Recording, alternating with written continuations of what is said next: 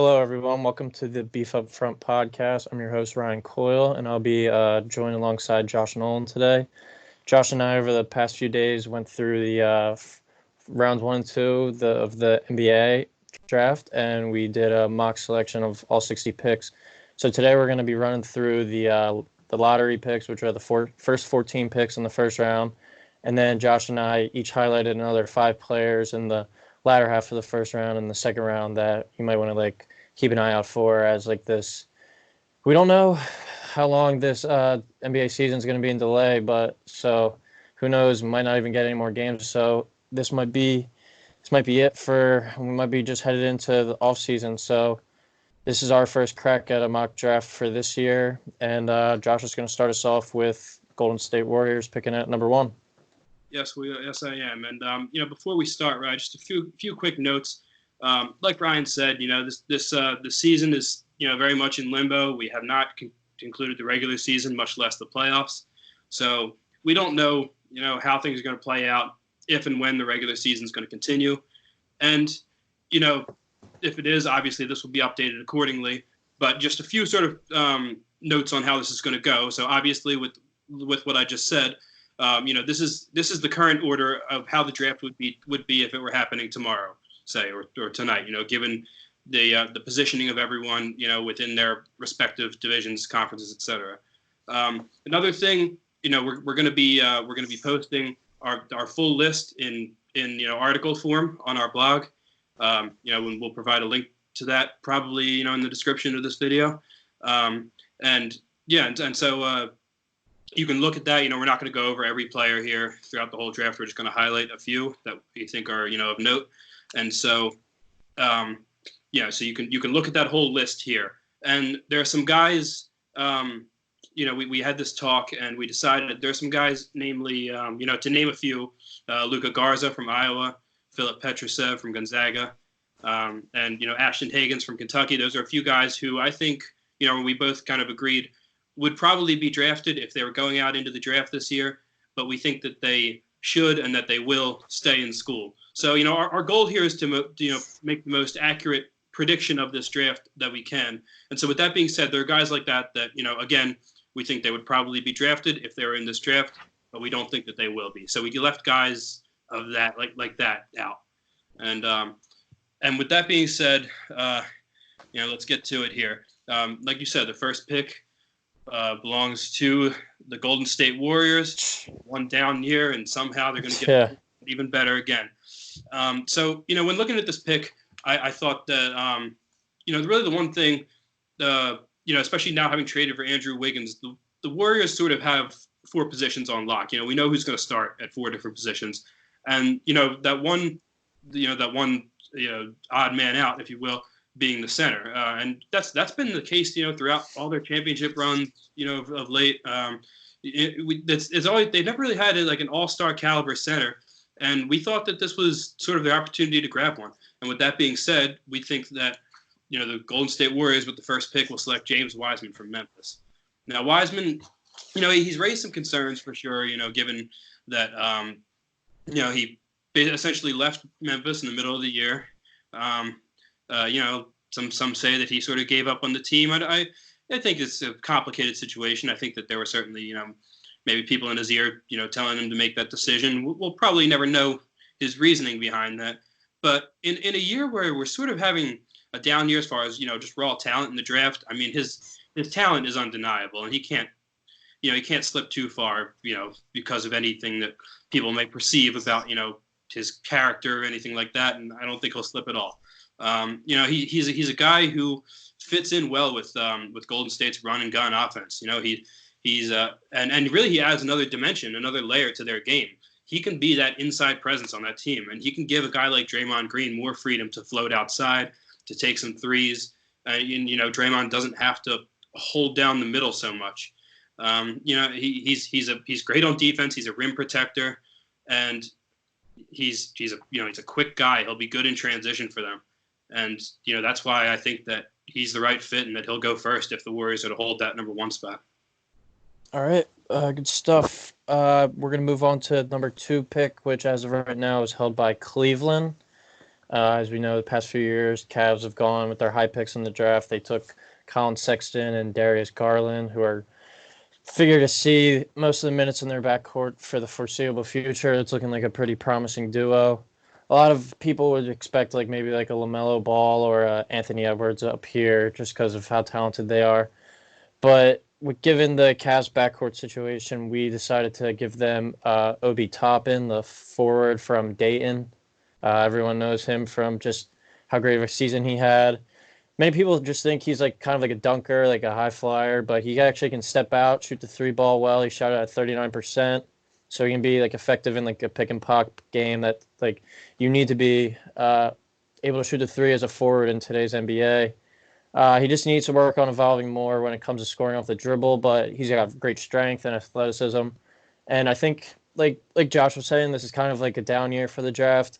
So I don't really foresee him as like an all-star. Maybe like potentially he could tap into that, but I think he could be a very solid NBA player, and he gives the Cavs a good like front court after they traded for Andre Drummond. So that would be a nice front court, definitely control the glass, and they got two young guards in the backcourt. I just think that would be the best move moving forward for the franchise and helping maybe build them back into a playoff contender in the years to come. Yeah, definitely. Ryan, I was thinking about it.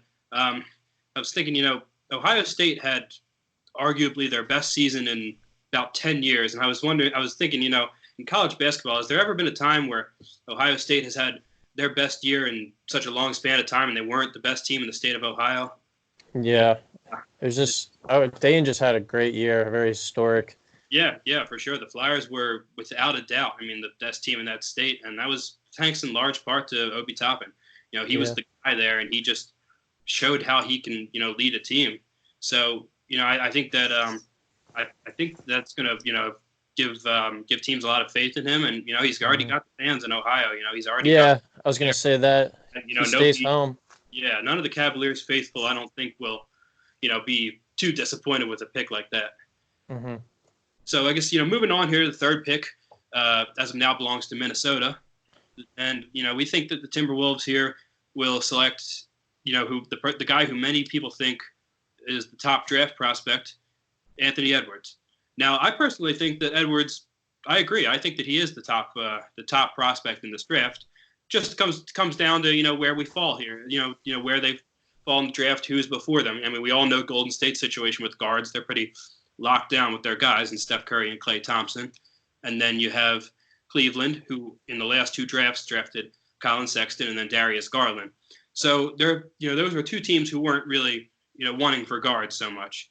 So they both, we had them both take bigs, and Edwards is certainly, I think, the top guard in this draft class. And Minnesota could use a guy to complement D'Angelo Russell, who they just traded for in the middle of this season.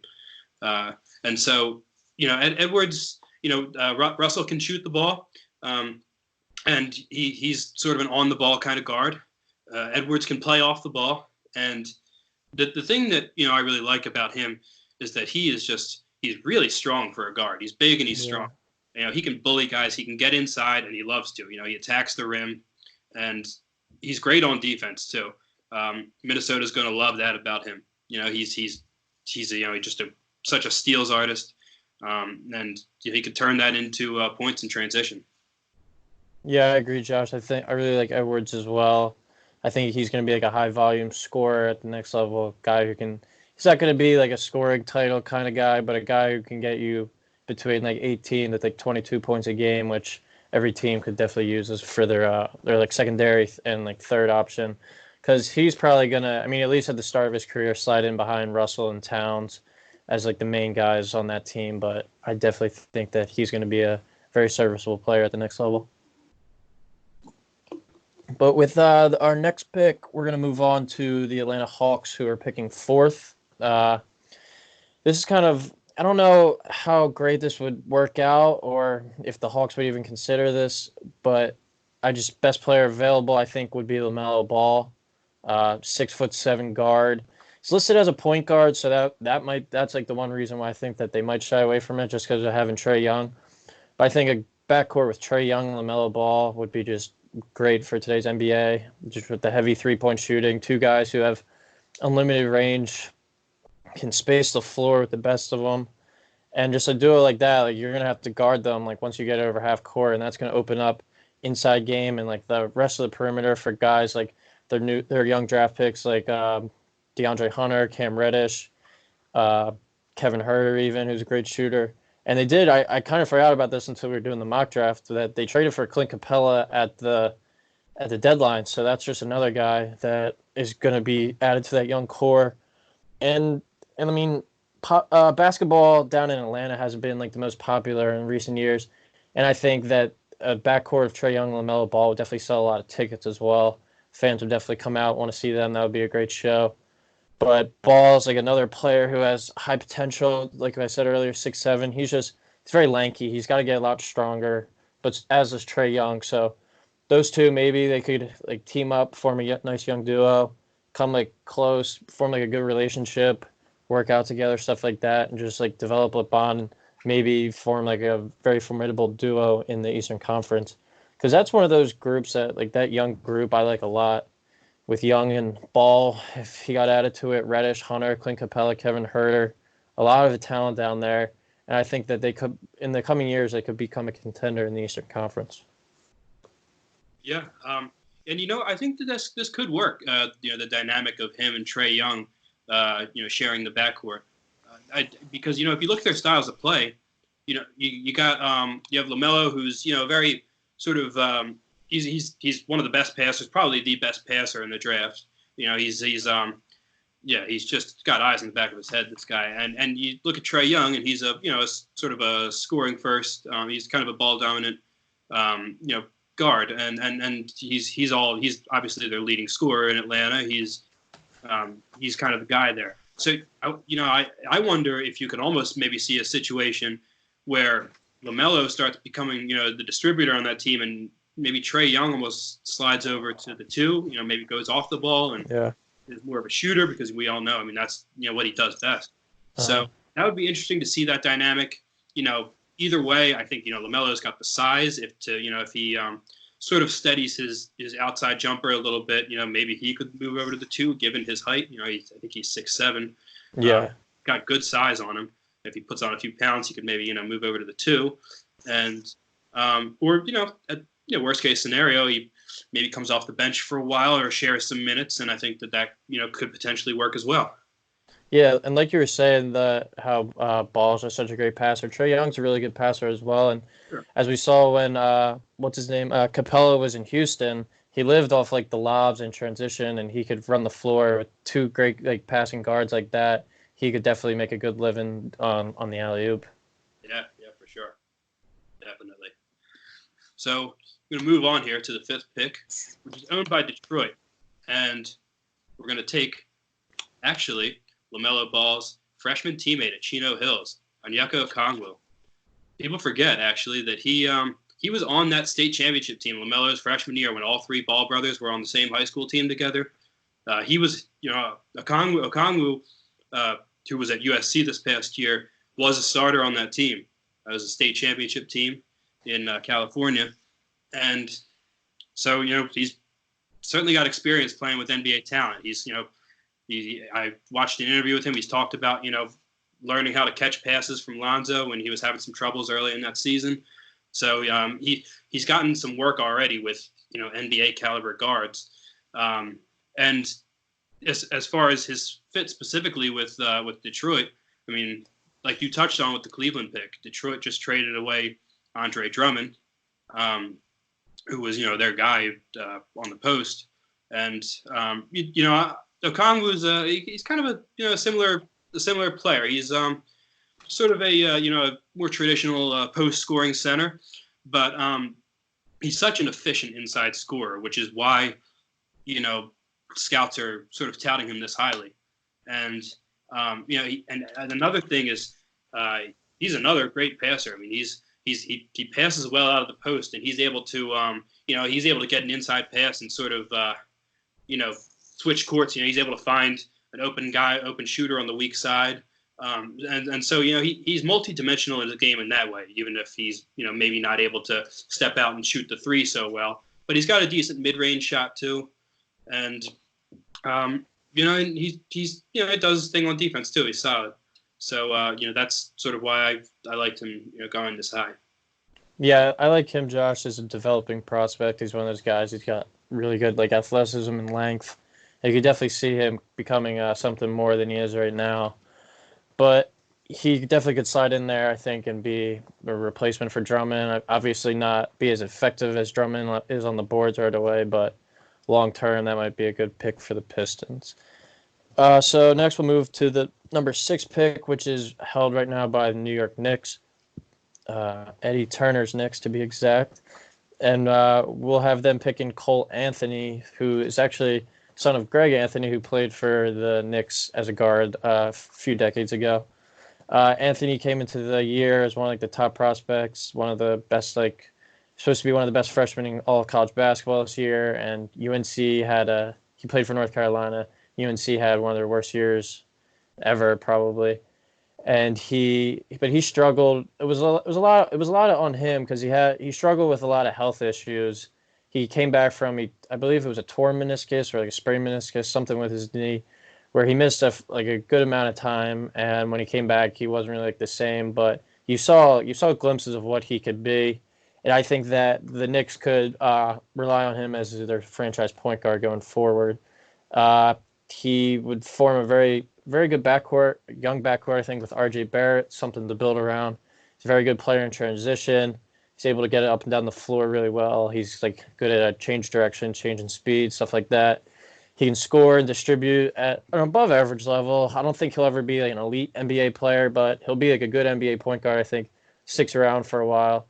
I think the more experience he gets, playing at the highest level, the NBA, and gets with running a team and as he works on his outside shot more, will only improve him and the Knicks going forward. And I think an Anthony and Barrett starting point in the backcourt is a good thing. Is a good thing for the Knicks to hopefully get out of the dumpster fire that they currently are. But Anthony, to me, just makes the most sense in this situation, even with the influx of guards like Dennis Smith Jr. and Elfrid Payton. Those kind of guys, they are what they are. But I think Anthony long term could be the best starter, at least out of this draft for the Knicks.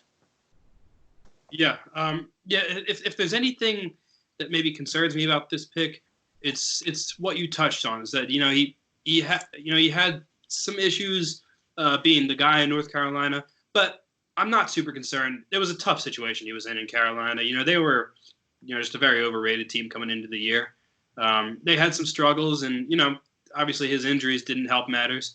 But you saw even later in the season, when he came back around and was back in the lineup, just that Carolina just took a step up with him around. He was clearly the go-to guy there. He was for sure their best player, and they were playing some of their best basketball. When the season unfortunately got cut short. They looked like they might have been ready to make a run there in the ACC tournament, and. Yeah. So, if there's something that maybe concerns me, it's that, the Knicks almost, resembled maybe what Carolina was last year in the ACC. I mean, they were just a team that was sort of outmatched in a really good league. And, but he, like you said, he does have R.J. Barrett with him. That'll be a nice pairing there. And he'll have some help. The Knicks have pretty decent draft capital in this year's draft, so they could get even some more guys to to put around him. They've got Julius Randle on there. This is a guy we're not going to touch on later in this draft, but we had them picking Xavier Tillman with, I believe it was the 27th pick. It was 27th, and so that's another big that will be helpful to him. So, I think he'll have enough pieces around to help him, and I trust him, as a guard, for them, going forward. And the Knicks are a team too with a lot of cap space. I don't know how many people want to go play there right now, but if they ever find themselves in the market for one of those big free agents, that's just another good thing for a young point guard to have.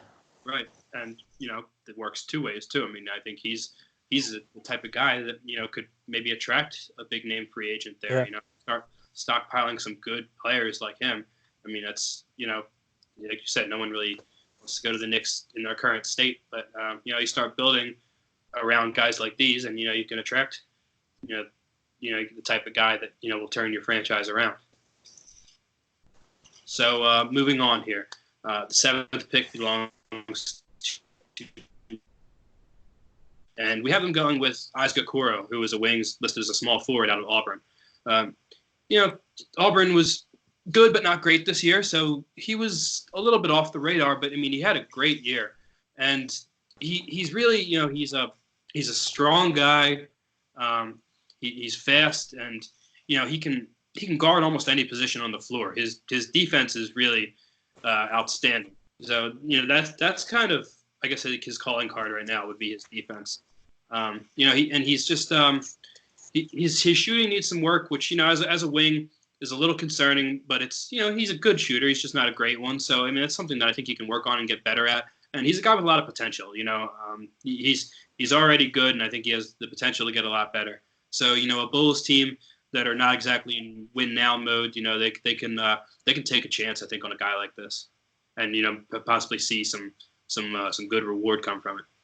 Yeah, I agree with you. I like the Bulls' young core. I think they're gonna keep getting better over time. And Okora, I don't think necessarily he'll be like a superstar, all-star type player, but he's one of those guys that you like to build a team with, and he's got potential. So for the Bulls' long-term outlook, that could be a pick that could definitely pan out for them down the line.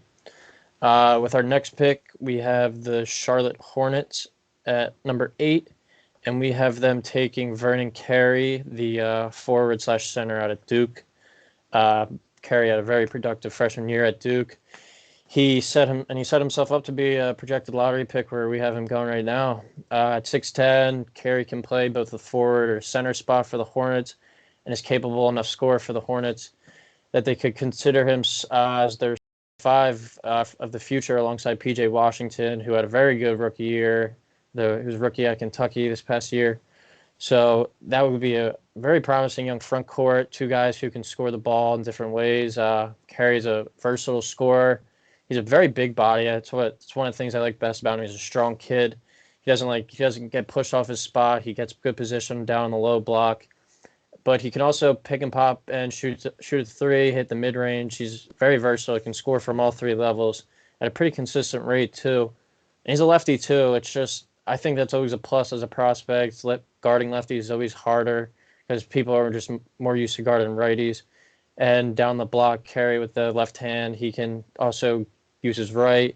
So he's very strong, skilled player. But I think to be the most productive player he can be, definitely needs to get in better shape on the athletically wise, work on his foot speed, stuff like that, and work on his defense so he isn't a liability on that end of the floor.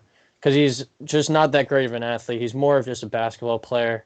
Kind of reminds me of I want to say kind of like a football player, like a big lineman, who is just like a big dude and he's going to be able to do what he wants. But when he gets matched up against someone who's more athletic and has more speed, he might struggle.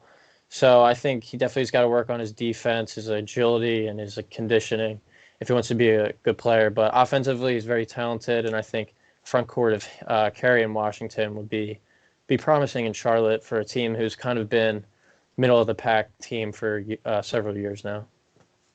Yeah, definitely.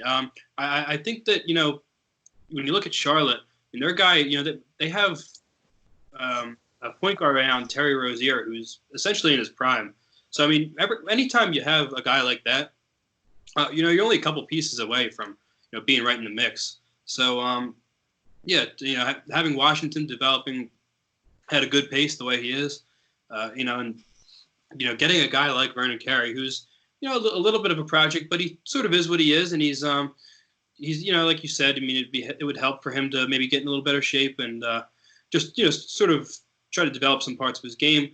But he's a guy who can, make an impact now for a team like that. That's that has opportunities for new guys to come in and start for them. And so I like that. I like this pick here, and I think that this could work out well for them. To have sort of a traditional 5 holding it down for them. Okay, so so going forward here, the 9th pick belongs to the Washington Wizards, and we have them taking the first international player off the board. That's Deni Avdija from Israel. Israel. Big Israel. And I actually, looking at this pick at first, we figured, we could, the Warriors, or excuse me, the Wizards could use a wing, and he seemed to be the best wing available. But the more I look at it, I really like this fit here because, Denny he's such a positionless player. He's able to, he can shoot, and but he can go down and play down low too. He's 6'8" or 6'9". He's got really good size for a small forward, and he can just play in different facets of the game. So he's a guy who can work around. He can work in a program like Washington, who already has established guards, in John Wall and Bradley Beal, who are kind of ball dominant guys. He can be like a corner three guy. He can get down and play inside too, and I think he's able to sort of work wherever you put him. He's the perfect prototype for the guy, a European guy that you see come over and have success in the league. I mean, we saw this with guys like Dirk, and with like a Luka Doncic. We were talking about that earlier. We're like, what position does he play? And we basically had to look it up. I couldn't even tell you because he can play anywhere. I mean, he can do a lot of different things. A guy like Giannis as well can play several different positions, sort of positionless. And so, with a guy with a team like Washington who has some pieces there in place and some guys who are sort of already slotted in certain positions, he'll be a guy who can work around other players' skill sets. Yeah, coming into this, I didn't know much about him. I've seen his name around, but I definitely trust the professionals, like the scouts' eyes. But just based off of your description of him, it kind of reminded me of a guy who played in Philly a few years ago, Dario Saric. Just how he's a versatile guy. He can play multiple spots, and that's kind of what the Wizards are going to need, a guy on the wing like that who can maybe – what did you say? He's about 6'10", right? Yeah, I believe he's listed at 6'9". Okay, yeah. So he could play the 3, small ball 4. He can play the 3 or the small ball 4, so he's a versatile – seems like he's a versatile player, and a lot of the scouts like him, so I trust your opinion on that. So our next pick is number 10 overall, and that's where we have the Phoenix Suns taking point guard Nico Mannion from out of Arizona. As of right now, Phoenix has Ricky Rubio running the point. He's approaching his 10th year in the league, so he's kind of like a bridge guy in there right now. The Suns are also a team that's not winning anything right now, so it's kind of just a guy that got in there to run the show for them. But they definitely need to invest in a long-term guy to pair in the backcourt with Devin Booker, I think. That's why we slide Mannion in here, who he stays at home after playing for Sean Miller this past season in Arizona. He's actually from Arizona. He was born in Italy, but he grew up in Arizona, played his high school ball there. He's a very savvy point guard. He can control the game, and he can score the ball at a high level. He's 6'3". He's got some pretty good size. And I think he's got some pretty good athleticism. I always see highlights of him, especially when he was in high school, of dunking on people and stuff. So he can get up there for a 6'3" guard. He only shot 32% from 3 from beyond the arc this year, so that's something he needs to develop more consistent outside game. But I think he's a very good passer as well, and that gives the Suns a creating guard to get the ball to their shooters like Booker. They took Cam Johnson in the first round. They had Mikal Bridges a few years ago in the first round, who are just more like pure shooters. I just think to succeed at the next level, Mannion probably his whole life was the best player on the court whenever he stepped on it. Now when he gets to the NBA, he's going to be playing with much better people around him. So I think to succeed at the next level, he's going to have to understand his role, just realize, okay, I'm a point guard. I got to create for my teammates, score when the opportunity is there, but going forward, I got to focus on being more of like a team leader and just run the show for my team as a point guard. Yeah. I watched him play a couple times this year, and I was surprised to see that he was, sort of a streaky 3-point shooter, because I watched him play, and I saw him light it up from outside a couple times. So, but I think it's just that he's streaky. Sometimes he's not hitting. Yeah, he's got to be more consistent. Get hot. He can shoot it, well for periods of time. But yeah, that's something he's going to have to work on. And yeah, he's going to be. There's a lot of young talent on Phoenix, so he's gonna have to just find his spots and get time where he can. It's going to be maybe tough for him, but like we said with I like when a guy either comes home to play in the NBA or gets drafted near where he went to school. He'll have the support of the fans. He's got people that know him and that have seen him play, and it's nice for a young guy to be able to go into a friendly environment like that. And I think he'll be able to develop well there. And the Suns right now are all about player development with all the young guys they have on their roster. So I think it's a pretty good spot for a lot of prospects to go, but him especially. Yeah, one more thing I forgot to mention too. They have a very good young center in DeAndre Ayton too, which, as most point guards know, a very good big man is like their best friend. Be able to get, when in doubt, get the ball to him down on the block. So that would be another good thing for them for Mannion's development as a pure point guard, to be able to feed the big man down low, and also could just dish it off to the wing to Devin Booker, who can score with the best of them. Yeah, and like you said, I mean, Ayton was an Arizona guy, and he's just finishing his rookie year or his second season? This would be his second season. Okay, but even still, I mean, through the program, I'm sure they've met before. I'm sure they're friendly. So it's kind of nice to have that sort of chemistry going as well.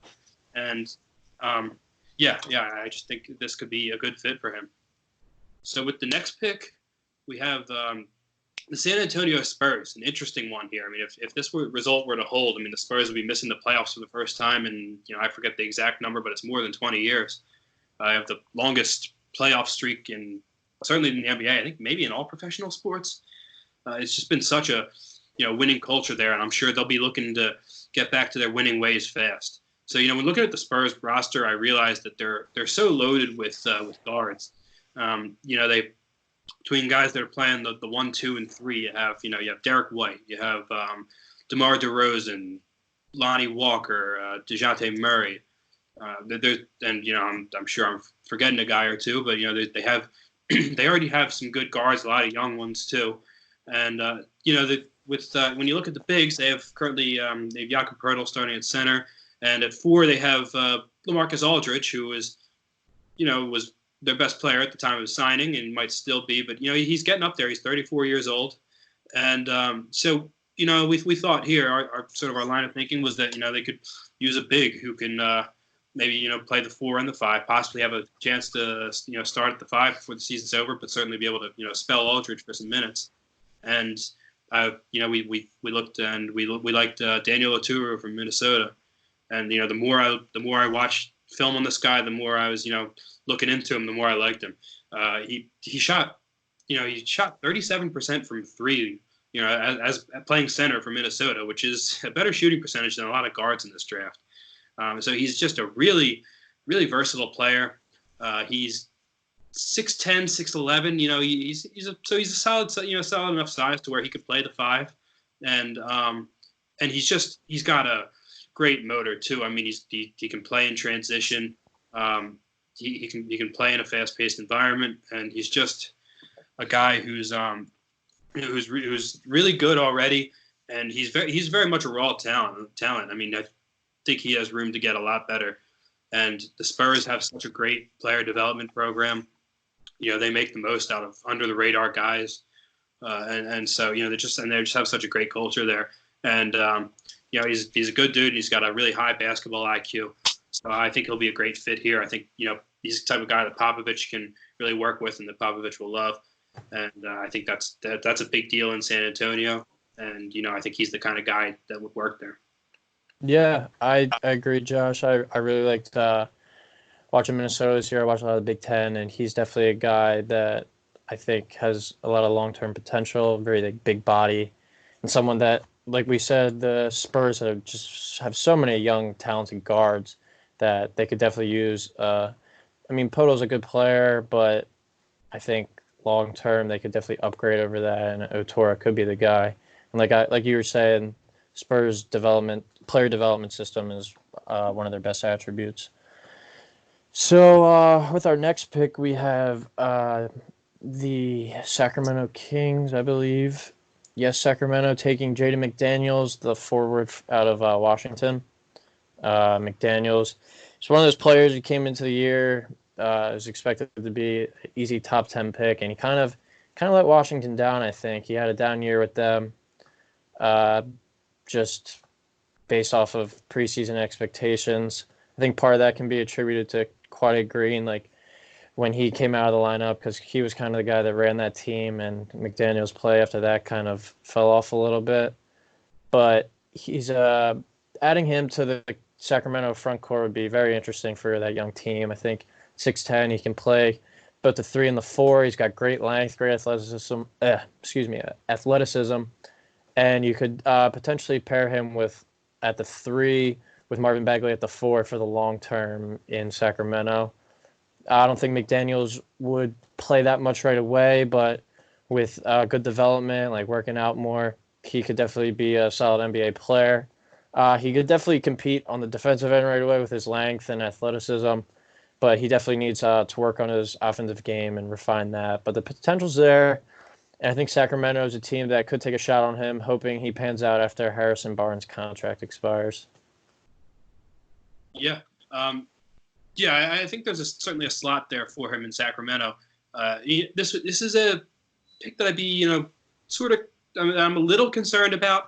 He's a guy who had some issues this year as far as, coachability. Sometimes effort was something that was called into question.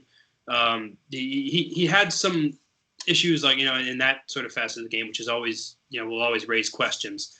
But he's a guy who, and there, when you get a guy like that, there are certain teams where you sort of like a guy like that to go. The Spurs being one of them, because it's really a no nonsense kind of attitude. And in football they kind of talk about like the Patriot way. It's that sort of idea where you want those guys to be in a program that's going to have them on a short leash where they can really sort of where they have no choice almost but to succeed and to grow and develop as a player. And Sacramento isn't one of the teams that's kind of comes off the top of your head when you talk about those sort of teams. Maybe the Spurs, the Celtics, some teams like that have really winning cultures.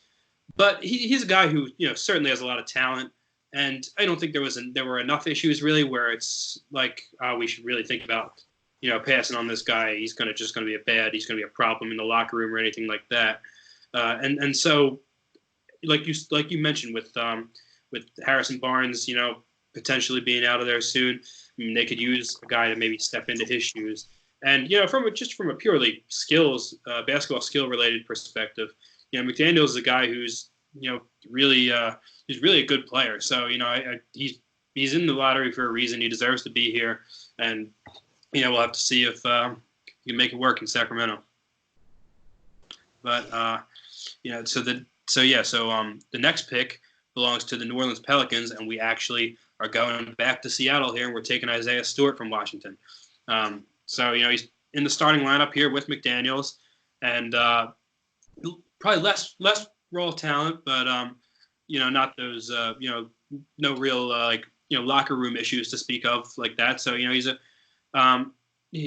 guy who doesn't really step out, and you can't really shoot outside like McDaniels can, but he's a very efficient inside scorer, and he's a big body. He's 6'9", 250 pounds. He'll be able to. He's kind of listed as a power forward. He'll be able to play a small ball center as well, even at 6'9". Realistically, you look at him coming into New Orleans, he won't be starting right away. Obviously, last year New Orleans picked Zion Williamson and Jackson Hayes with their top 2 picks, both in the top 10 of last year's draft, which was a deeper one than this year. So he'll be trying to find minutes off the bench, but it's good for him. I mean, he could use some development as a player, and potentially maybe trying to add some outside scoring into his game.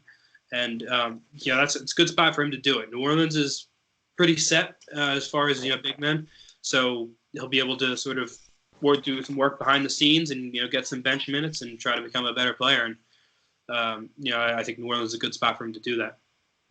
Yeah, and another thing why I like that pick for the New Orleans is just Zion, just such a great force on the boards and always giving big effort plays. Is just so athletic. I think Stewart, obviously not the same mold as Zion, but he's a high energy guy who's gonna crash the boards hard. And if Zion needs a break for 5 or 6 minutes, throw in Stewart. He's going to be able to get you boards. I don't think you're going to lose much on that. You might lose some on the some impact on the offensive end for now, but long term, I think he's definitely a guy who he could project as a long-term starter, maybe move him over to the 5 if Hayes doesn't pay out. But I think that Stewart could definitely be the long-term backup for Zion at the 4 there in New Orleans. But this is our last pick of the lottery, and it belongs to Portland as of right now.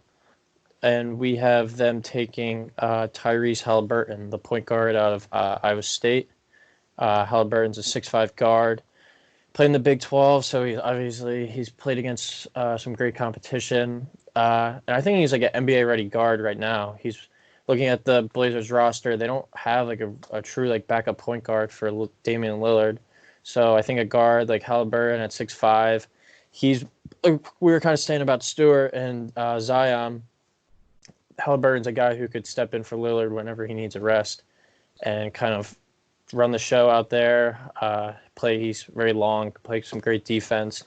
He's got to become more consistent, like scorer, but if he improves his offensive perimeter game, I think at 6'5" too, you could even throw him at the 2 guard for a little and put him in when like CJ McCollum needs a break.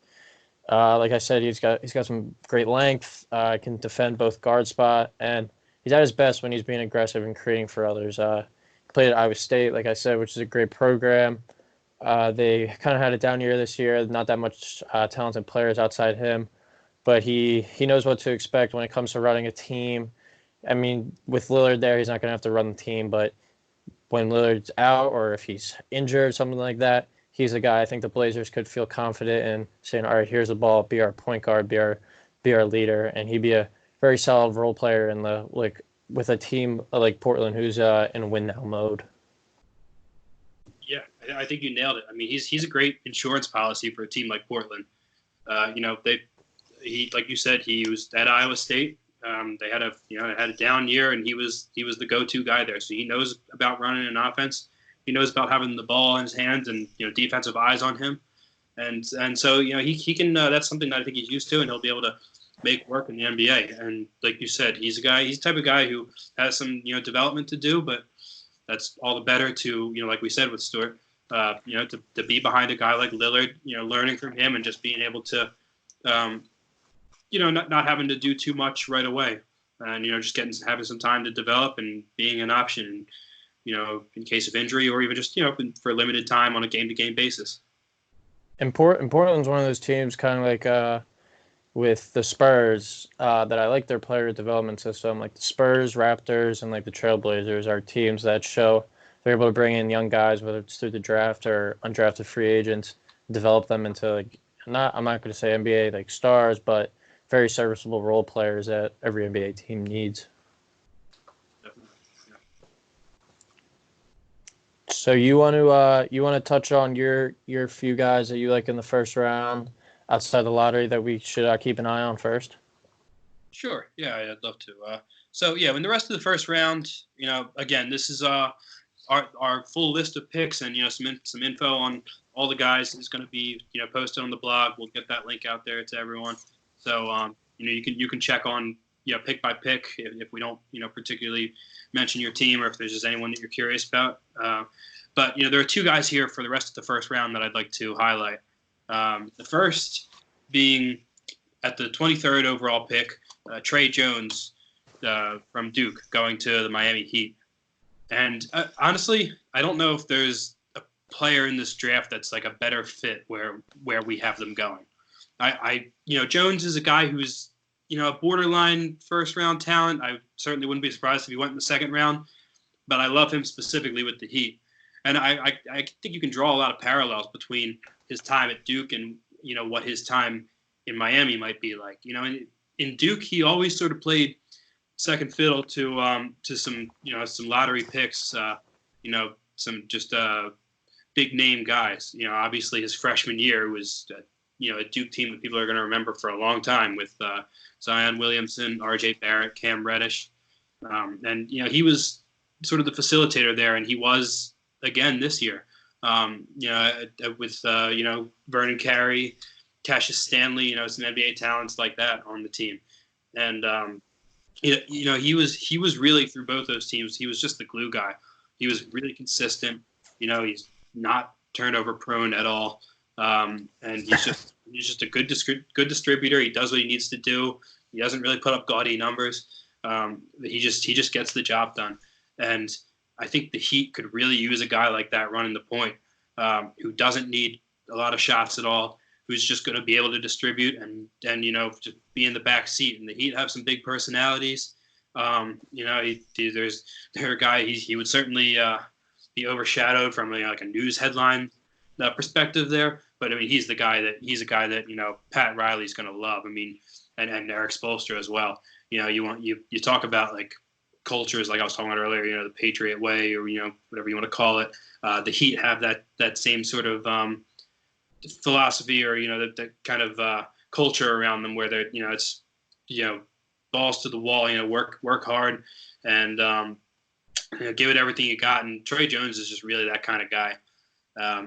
So I really like him in that position. So the other guy here, I'll go through my other guy, and then if you have any comments on either of them, I'll turn it over to you. But the other one, two picks down the line here, at 25, I have the Oklahoma City Thunder taking Jamias Ramsey from Texas Tech. This is a guy, playing in the Midwest, at a team like Texas Tech that isn't, automatically, on ESPN every weekend. He's a guy who got overlooked in a way, but he was the top prospect. He was the highest rated prospect that the Texas Tech had ever had at the time when he signed with them, around this time last year. And he backed that up.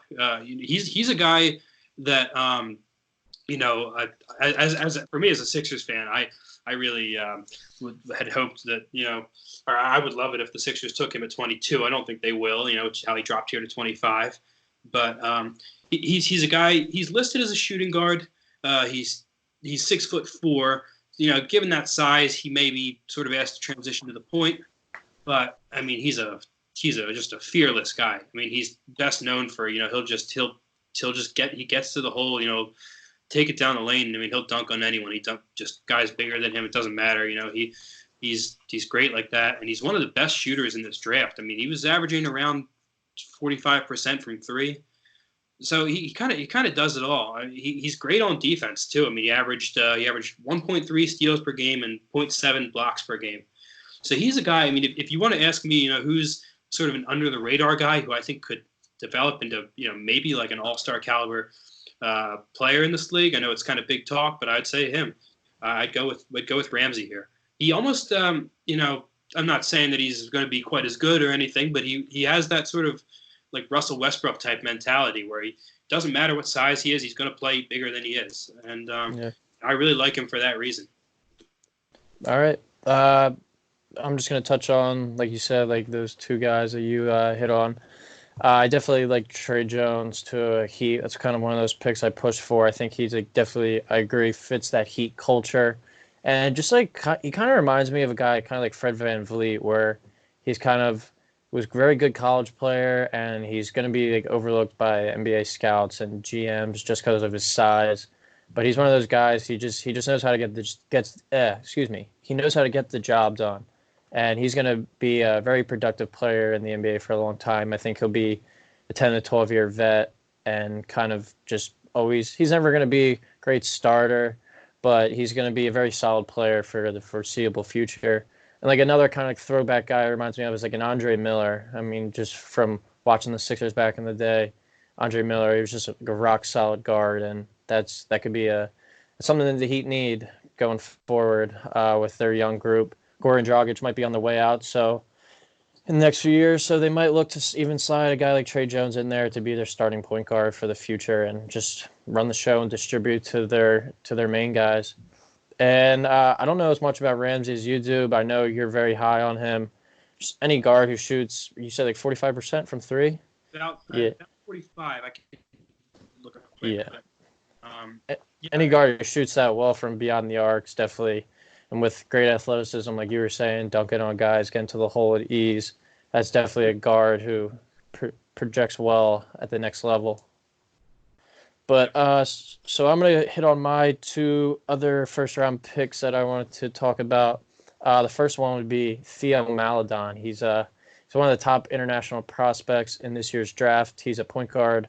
He's a point guard from France. I'm not gonna sit here and act like I watched hours of film on him and know everything about him, but looking at looking at some of his highlights and kind of reading up on him, he's a point guard with a great length. He's got that like international savvy to him where he's a good passer. He can handle the ball, can hit some outside shots. And I have him going to Milwaukee at number 20, who right now has George Hill and Eric Bledsoe playing the point guard for them on a title contending team. I think if they drafted a guy like Maledon, let him stay overseas more, develop, play for a few more years, be a draft and stash player, that would be a very good move by Milwaukee. I think that Maledon's one of those guys who could hit into some untapped potential by playing overseas more, or maybe just if they sent him right down or put him on one of those two-way deals and had him play a heavy amount of time down in the G League against American competition. But I think he's not a guy who's ready to play right now in the league. 6'5", he's got good size and he's got good length to play some defense, but I think he definitely's got to bulk up. He's got a very thin frame from looking at him, only 174 pounds. So especially for a guy at 6'5", he's rail thin, and he's definitely a guy that's got to bulk up if he wants to be a productive NBA player. But he could be the point guard of the future in Milwaukee. He just needs some more time to develop. And the other prospect that I want to hit on from the first round would be Patrick Williams, who was a forward this past year at Florida State. I have him getting selected number 30 overall by the Boston Celtics. And Celtics are one of those teams where, kind of like the Pelicans, where they have just so many like young like players under contract and like a good like mix of veterans as well, who they got locked in, who I don't think they'll be looking to add much this offseason, especially through free agency. But if they could get a good guy on like a cheap contract, which is like a end of the first round pick like Williams, that'd be very good for their team, especially with guys like Jaylen Brown, Jason Tatum, Gordon Hayward. Williams is like a wing forward who could slide into their roles if they get injured or if they need just a rest for a few minutes. He could be a contributor off the bench. I think Williams is one of those guys who he played on a very good Florida State team who had a lot of guys play. A lot of guys were able to score the ball. So he's one of those guys who I think if you put him on like a Virginia Tech or like a Pitt in the ACC, he would have been one of those guys up there competing for maybe like ACC Player of the Year, averaging like 18, 20 points per game. He's like a very talented player who I think if he went to a team like the Celtics, he's not going to be able to like show his full skill set, but a team like with a strong scouting staff like the Celtics could recognize that, okay, this kid can score, he can rebound, he can defend, and he'd be a very solid bench piece for our team. Yeah. Good stuff. Yeah. So I don't know a whole lot about Maledon. We had Killian Hayes, who's also a point guard from France, going a little higher than him. I'm a little more well-versed on Hayes' game. But, yeah, I mean, I will say, in general, it's really nice when, you're a team like Milwaukee who was really set. I mean, who's already a championship contender, and you can take a chance on a guy like this. When the thing with these international guys is, they're able to enter the draft young, younger than American players. And so a lot of these guys could benefit with, another maybe year or two, staying put, playing overseas.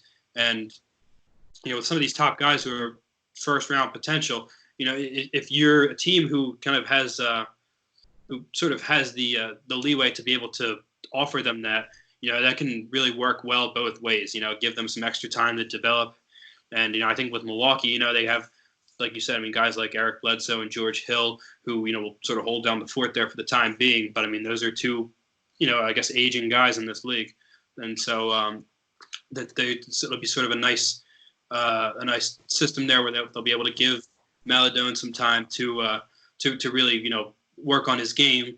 And who knows, maybe by the time he's ready, maybe, Hill's retiring or either of those guys are, maybe, going out the door. Inspiring, yeah.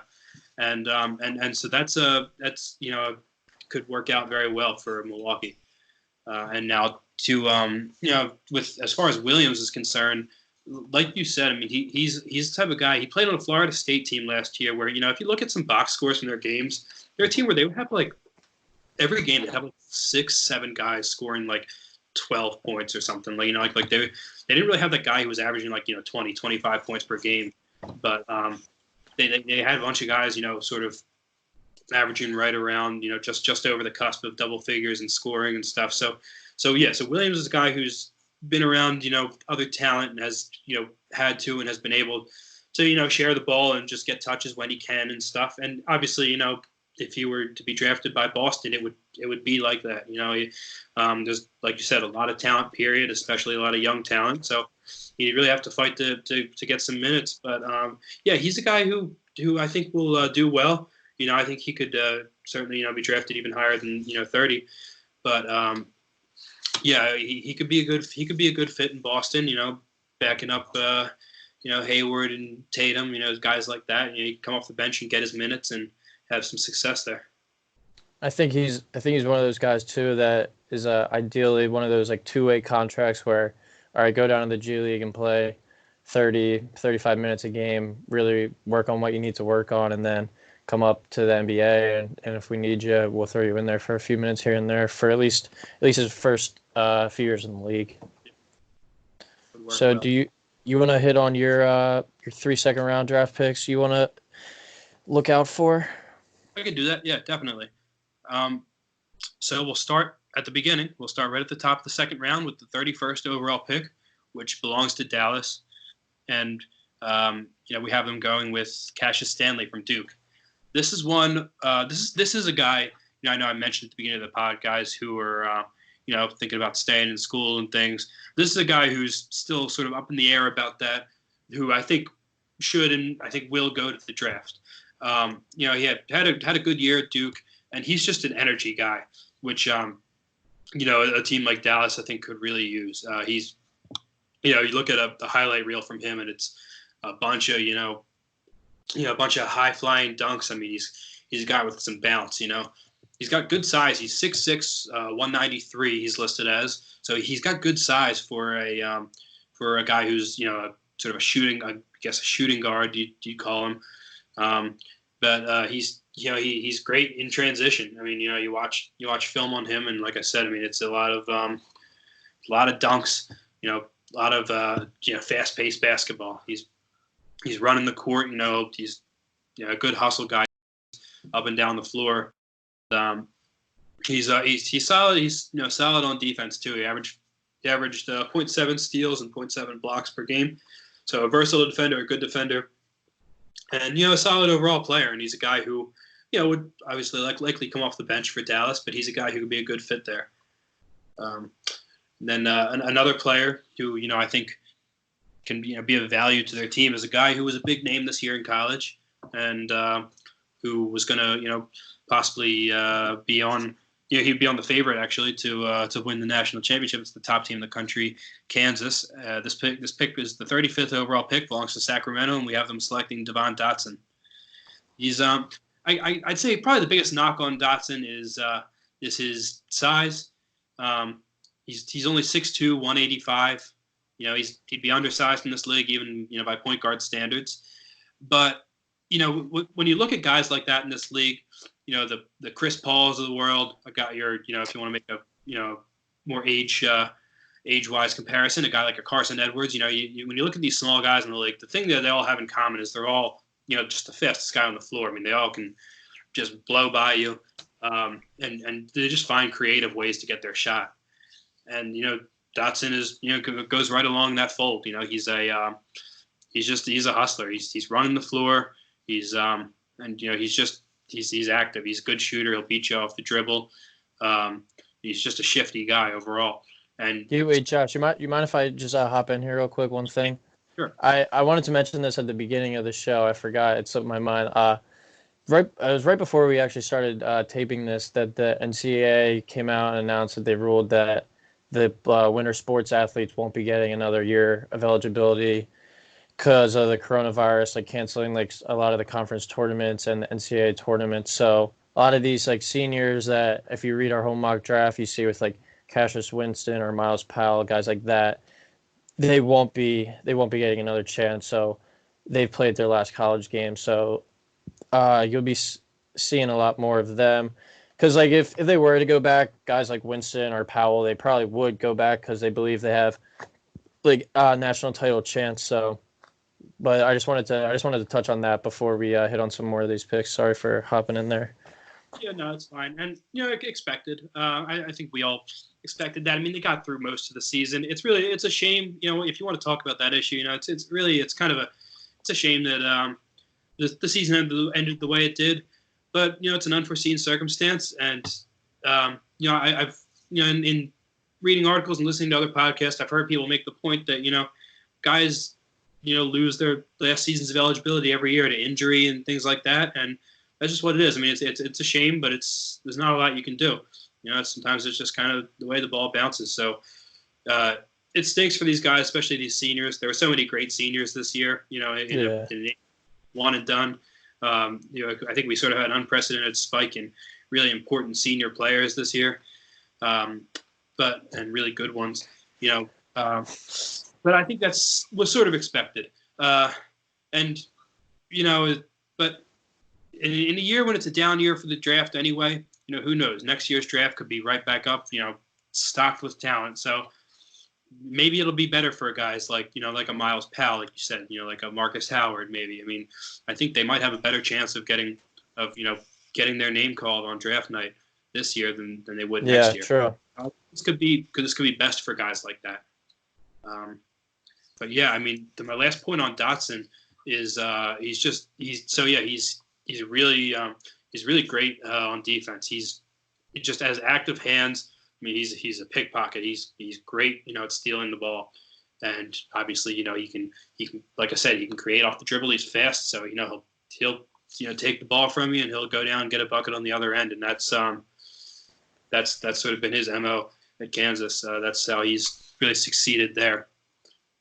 For my last guy, a guy who admittedly we may have too low here. I think this is sort of bottom of where he would go in the draft.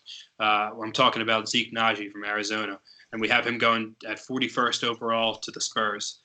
Good pick for the Spurs there, value-wise. Great pick, yeah. Like I said, this I think is really the bottom end of where he'd get drafted. And just based on team needs and things, it's not unforeseeable that he slips this low, and that's how we sort of rolled with it here. But again, I wouldn't be surprised if he was, up in the early 30s or even in the first round.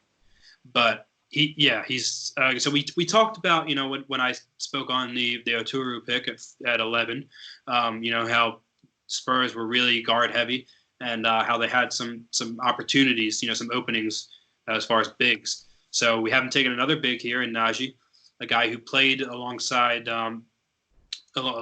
Nico Mannion, who we talked about earlier, who played alongside Josh Green, who we have going 28th to Toronto. So, he's been alongside NBA talent, and I mean, you can make the case that he had the best year of all of them. He averaged almost 17 points per game. He was a really just a solid player, and he's got a great frame too. He's 6'11", 240 pounds. He's listed as a power forward though. I mean, he's a versatile player. When I watched film on him, the thing that stuck out most to me was that he has such great positioning. He's always in the right spot, and he just knows how to get in a position where a good distributor like Mannion can get him the ball. So he was good footwork, high basketball IQ are things that go into that. So I mean, that's something that again a team like the Spurs really values, and he's a really great defensive player too. He averaged over a block per game and almost a steal per game. And so, he's a guy who can do it two ways. And if he were to fall this far, I mean, I think he'd be a real steal for the Spurs. Yeah, I'll touch on that pick first. I think, especially with us have them taking Oturu early, it kind of gives them like a backup thing, like where, all right, if Oturu isn't like really what they thought he was, maybe Najee is the guy, kind of two guys that play like the same spot. who I agree. I like his footwork. I think he's a very good offensive rebounder as well.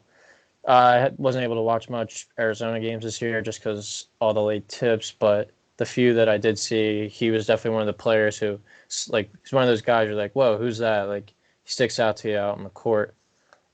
Stanley, he's one of those players I kind of, when we were going through our mock, I pushed for that pick. Just since Duke's always on national TV so much, they're just such a. You watch them probably more than anyone if you're tuning into games on ESPN and you just see his athleticism stand out. I think he would be a great pick for Dallas to pick up especially with Luka running the floor. If they want to play like fast pace, he's one of those guys who can get up down the court in a blur. Luka can throw him lobs in transition, get the ball out to him on the outlet.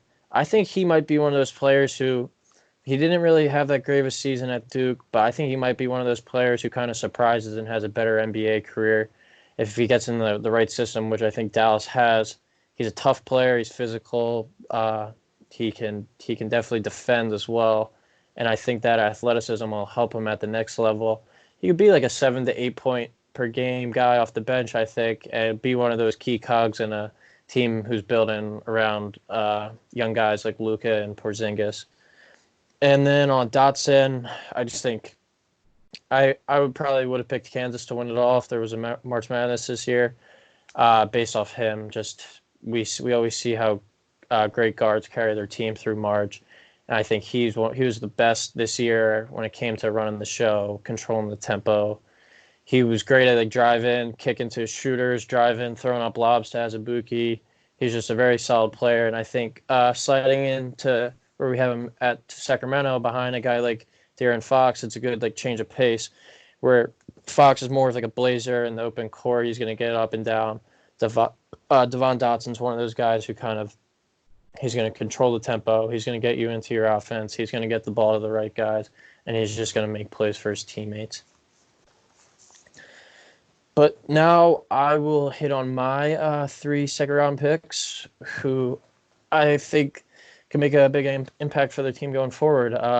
For the Sixers, I have Reggie Perry, forward out of Mississippi State. That's a guy that me and you actually saw when we went out to Newark in December to watch. It was the Mississippi State Kansas State game. Who Perry is definitely one of those guys. Shout out Kevin Walder, who he mentioned him to us before that game, but he was one of those guys who stuck out on the court. Definitely, he's a big guy. I believe he's like 6'9", 6'10".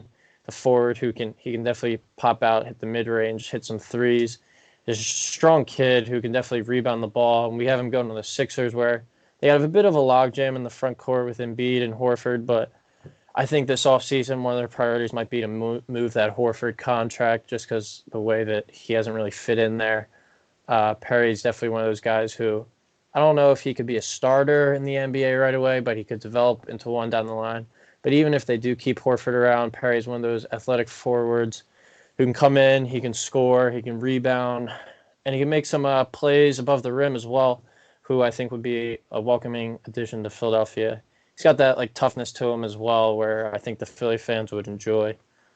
The next pick I want to hit on would be one of my favorite picks of the draft. We were kind of talking about this when we did it, how Marcus Howard got selected in the second round by Golden State. That would just be very exciting if he was back up to Steph Curry. Both of them play the same style. Who knows? I mean, no one really expected Steph Curry to have that great of an NBA career. He's got the size advantage on Howard, who's only around like 5'11", 6 foot, compared to Steph being 6'3", 6'4". But Howard's one of those guys who finished his career as the Big East all-time leading scorer. He can shoot the lights out. He can score the ball at a high clip.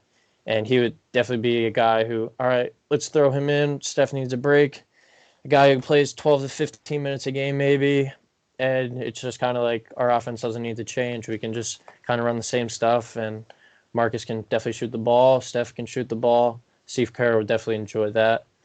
And the last one, I think this might be my favorite pick of the draft, at least value-wise. I don't believe the Pacers have a first-round pick this year, but we had them taken in the second round. We had them taking Lamar Stevens, who I think that just screams Pacers, the way this kid plays the game.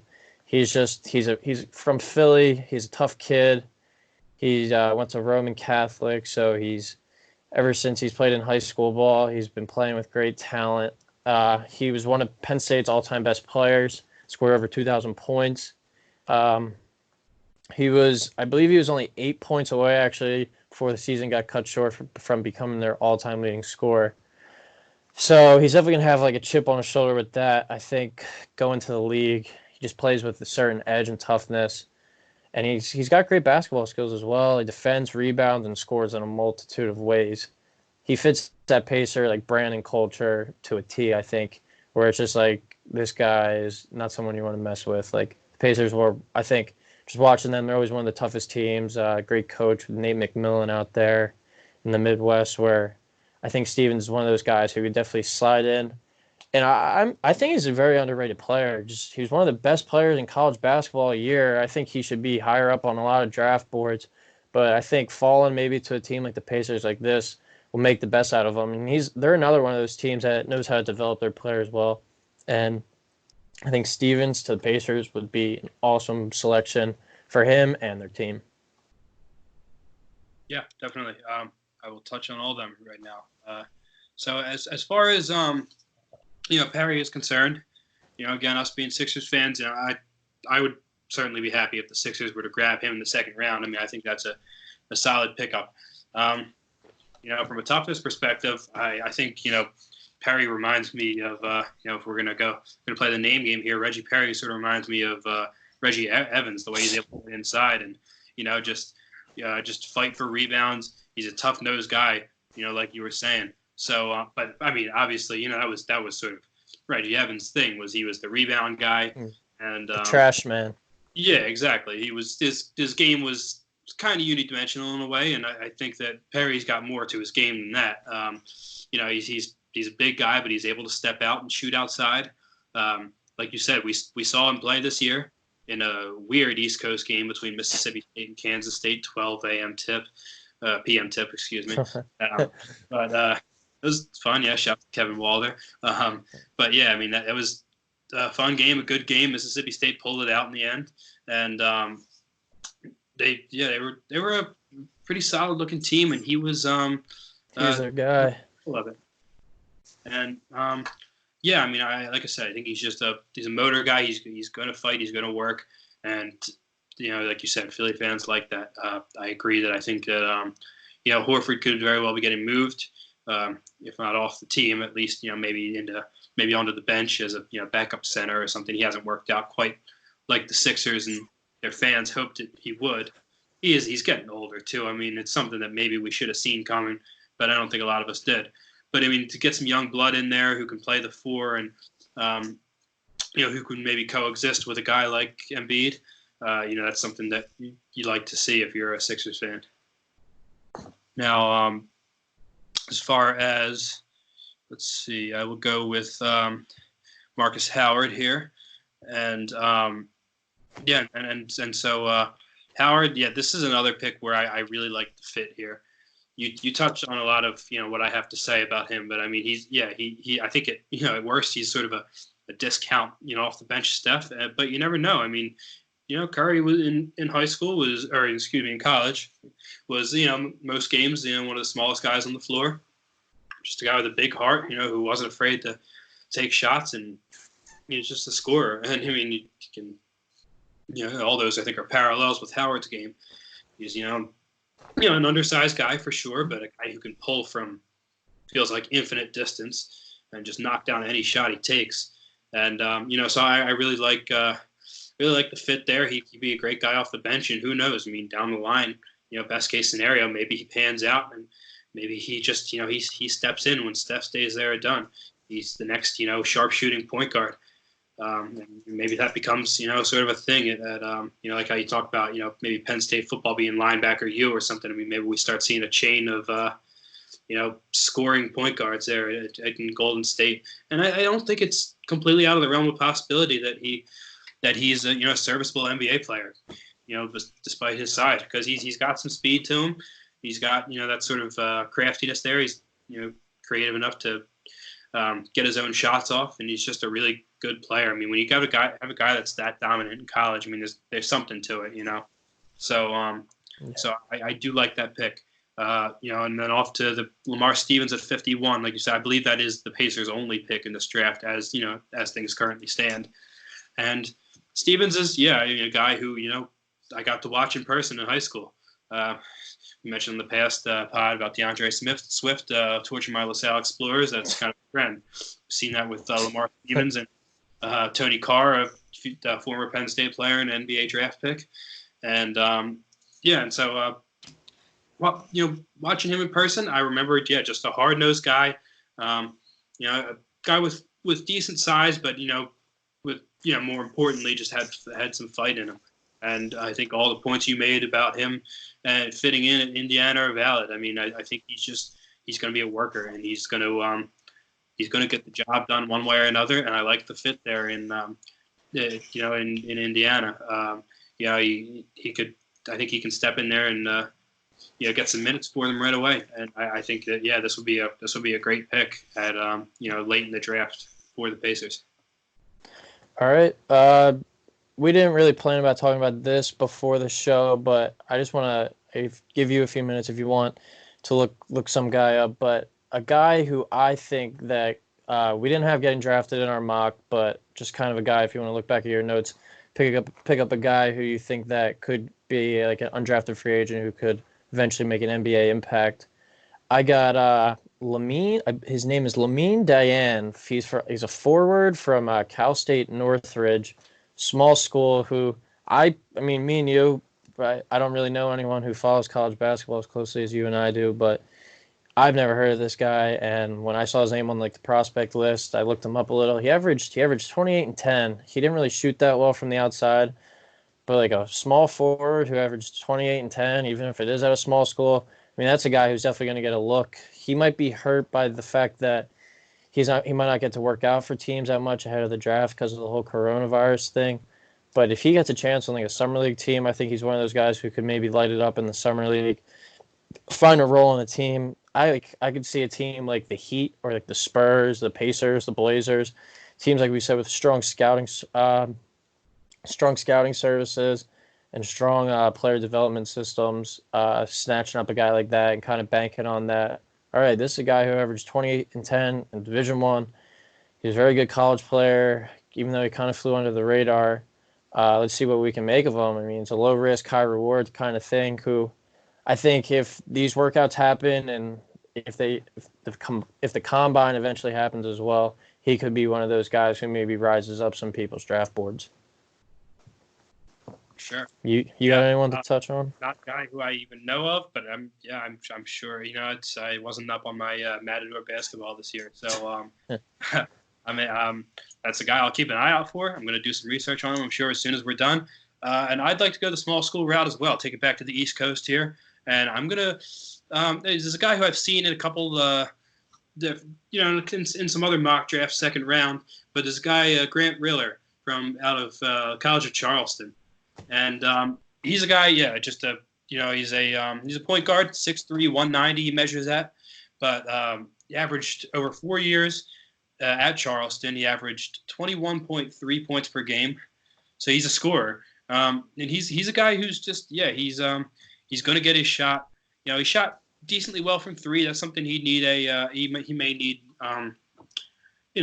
some work on. But yeah, he's a guy who, if he were to go on draft, I mean, you get a guy like him on the cheap, and he's going to do well for him. And he's a guy who will certainly be on a summer league roster if he's not drafted. I could see him really having a breakout year.